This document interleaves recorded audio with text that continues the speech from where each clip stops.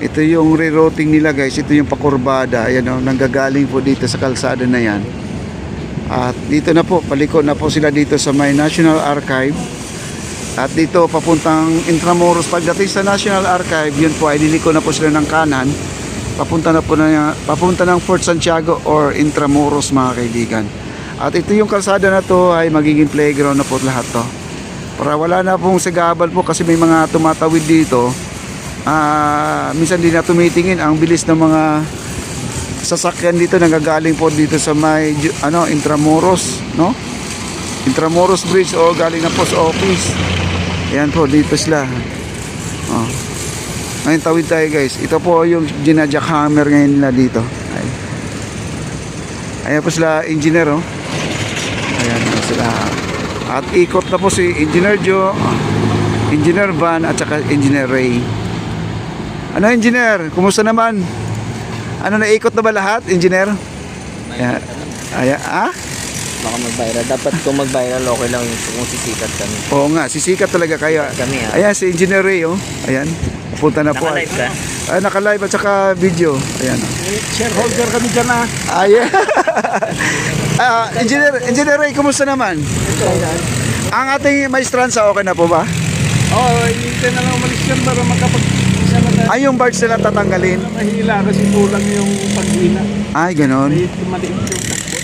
Ay, maliit ang tagbot. May darating na lang isa. Inaabangan niya lang. Ay, sige.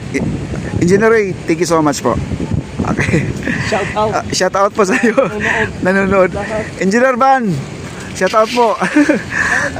Ayan guys, good news po ngayon ang nakuha po nating information. Ayan po yung mga pulis na nagro-ronda guys. Ayan, no? Kaya yun ang sinasabi ko dito. Pag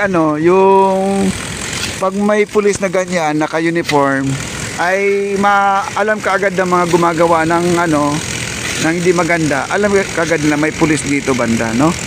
Ayan. At dito po ay binabaklas na po nila ito. Ayan.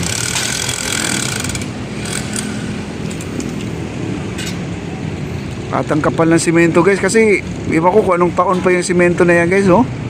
Baka kapanahuna pa ng yan, El Filibusterismo. Ayan, ang tigas, oh. Kasi yung na yan, simento na yan, yung antique na yan, antique. Ginajackhammer po nila guys, oh.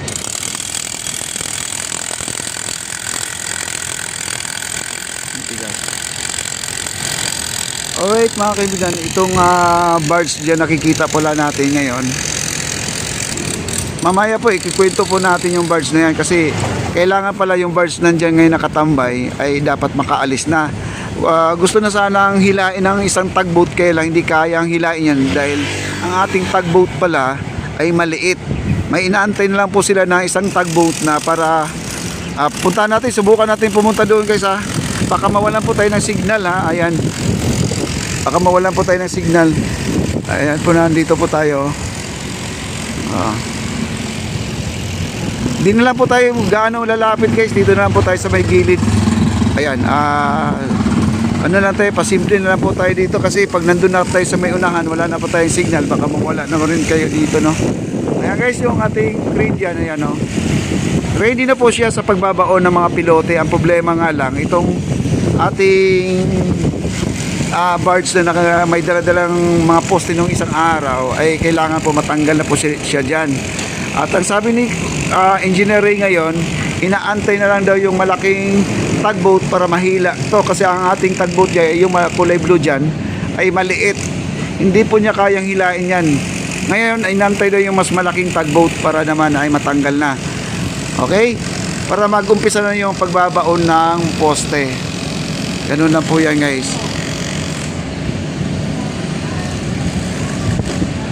Kaya abangan po natin yung project na yan. Sa ngayon wala po talaga tayong dyan, hindi tayo makakalapit. Ayan. Ayan yung ating kapulisan. Tingnan mo mga bata dyan, no? Ayan, kinakausap po nila yan, no?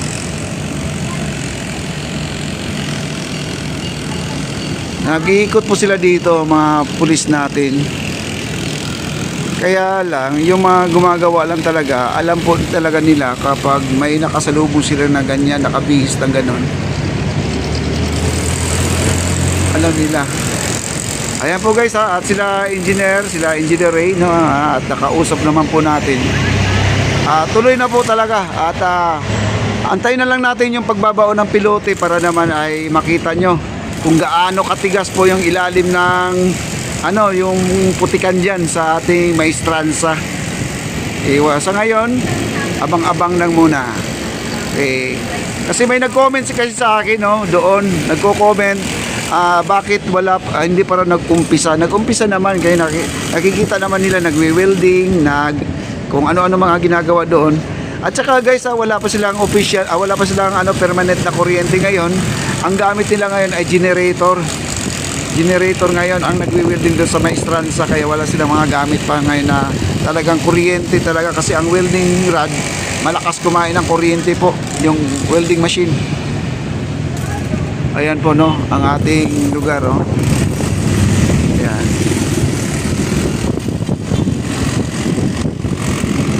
Ayan ang crane, no, napakalaki. At nakaharap po siya sa may ilog Pasig guys, ang ating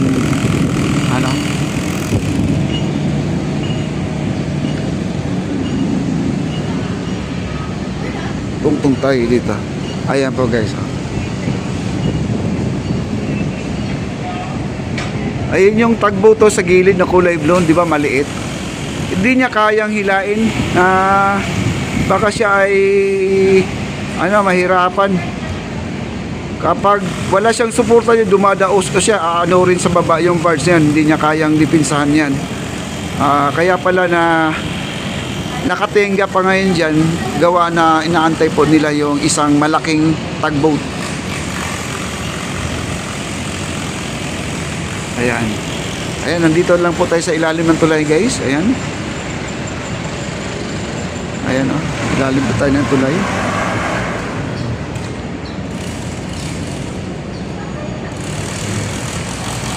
Ang ganda dito, no?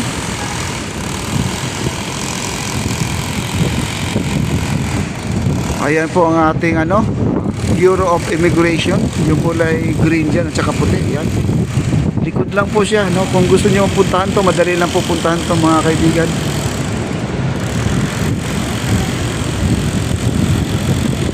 Wow. Ayan po ang ating water lily. At kaunti na lang po yan mga kaibigan. Hindi na po gaano maraming water lily ngayon. Maganda ngayon ang ating ilog guys. Ayan po ang ating mga kapulisan guys. So, ayan. At ronda patrol po sila ngayon. Okay.